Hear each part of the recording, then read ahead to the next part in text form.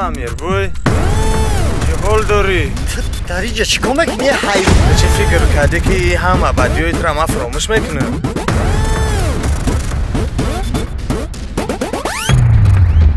امیر مسئله میکن تمام جانو میکن لیکن نمیام من باری دویم ماشین شدم برادر حاضر باشد تو در بیمارخانه و من باشم در این جایه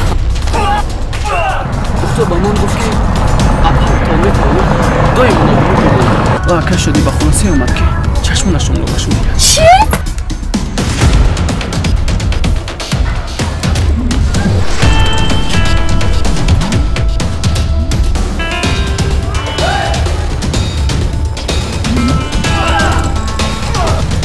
روز نفس گرفتم و میتونستم دنیا برایم دار نمیزد